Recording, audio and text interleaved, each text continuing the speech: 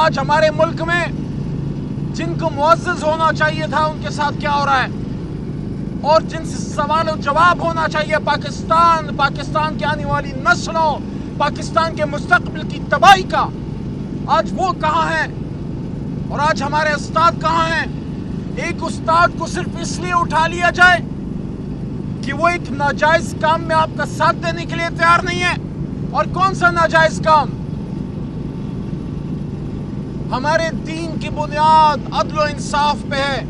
ان اللہ یامر بالعدل والاحسان۔ حضرت علی رضی اللہ تعالیٰ عنہ کا ایک بار پھر ان کا قول آپ کے سامنے پیش کرتا ہوں کہ کفر کا نظام تو چل جائے گا، ظلم کا نہیں چلے گا۔ اور جن ممالک کے سامنے آپ لوگ سجدہ ریز ہوتے ہیں ان کی بات کر دیتا ہوں۔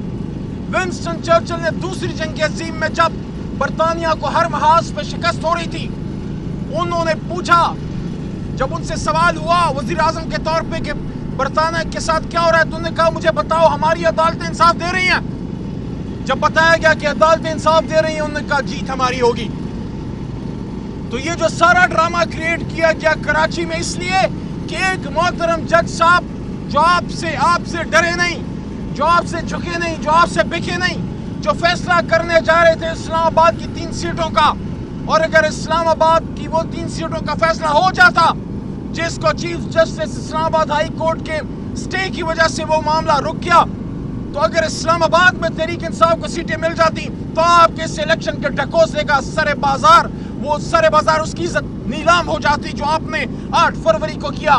ایک جج جس کا قلم بکنے کے لیے تیار نہیں ہے، آپ اس کے خلاف کن حدوں تک چلے گئے ہیں کہ استاد کی عزت نہ رہی، جج کی عزت نہ رہی۔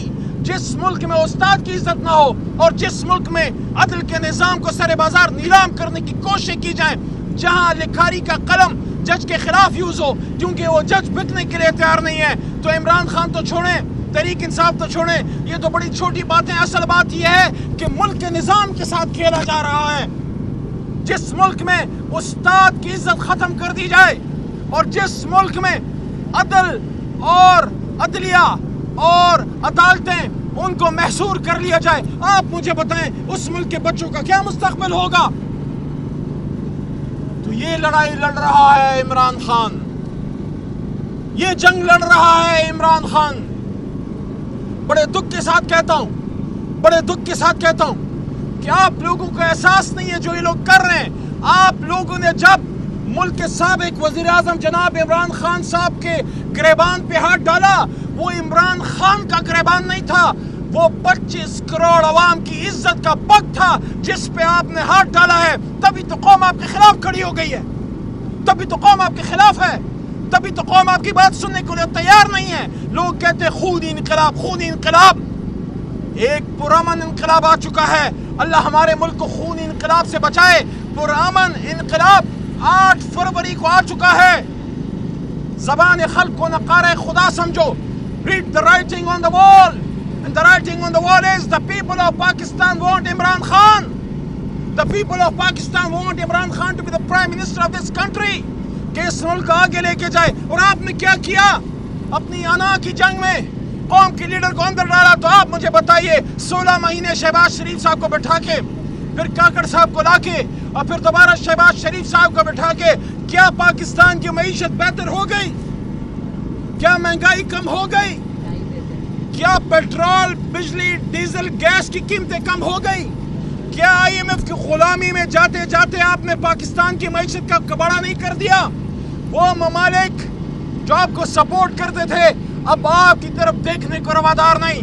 ہمیشہ سعودی عرب، چین ہمارے بھائی ہیں، دوست ہیں، ہمیشہ ہمیں سپورٹ کیا UAE نے، آج آپ کی بات پہ اعتماد کرنے کے لیے کوئی تیار نہیں ہے۔ اور سب سے بڑا جو نقصان ہوا ہے، آپ جنہوں نے عمران خان سے زیادتی کی ہے، تحریک انصاف سے زیادتی کی ہے، علی محمد شہریار خان آفریدی، قریشی، ڈاکٹر یاسمین راشدہ، بے شمار نام ہے، اعجاز چودھری، آپ نے ہم سے جو زیادتی کی ہے، یہ جنگ آپ ہار چکے ہیں۔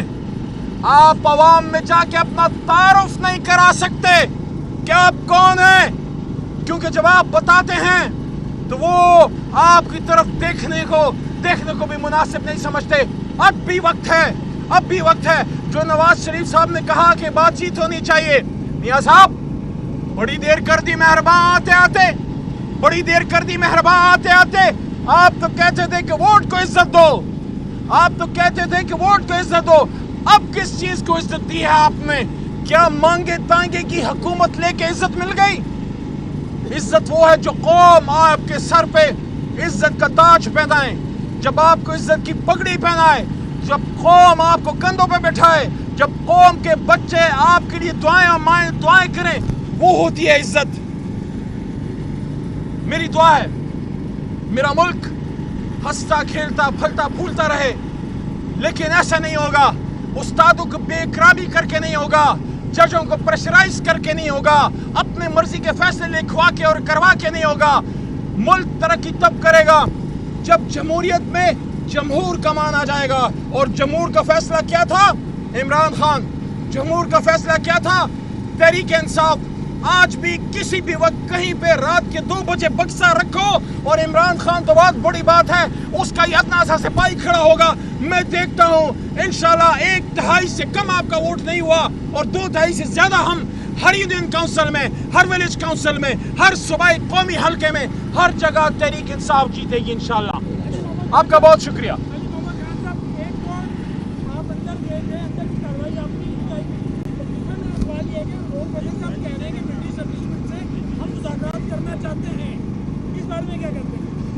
اندر تو آج چھوڑا تک نہیں, اندر تو آج جانے کی اجازت نہیں.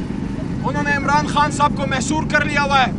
اور جہاں تک اسٹیبلشمنٹ سے بات ہے, دیکھیں اسٹیبلشمنٹ سے مذاکرات کی بات نہیں ہے, ان سے انگیجمنٹ کی بات ہے کہ جو غلط فہمیاں ہیں وہ دور ہوں, اور ان کو بھی یہ احساس ہو کہ ہم پاکستان تحریک انصاف اپنی فوج کے خلاف نہیں ہیں. ہر محاذ پہ تحریک انصاف نے اپنی فوج کو ڈیفینڈ کیا ہے. ہم پاکستانی سیاست میں اسٹیبلشمنٹ کے رول کے خلاف ہیں. اس پہ عمران خان صاحب کو اصولی موقف ہے. علی محمد صاحب ایک کائنڈلی بتا دیجیے, علی مین گونڈا پور صاحب کے بارے میں شکایات آ رہی ہے کہ وہ اپنی کابینہ کے لوگوں کو بلیک میل کرتے ہیں کہ میں آپ کو وزارت سے ہٹا دوں گا. اس بارے میں آپ کو کچھ انفارمیشن ہے؟ یہ پتہ نہیں کدھر سے آپ خبریں لے کے آتے ہیں, مجھے کوئی اطلاع ملی تو میں آپ کو بتاؤں گا.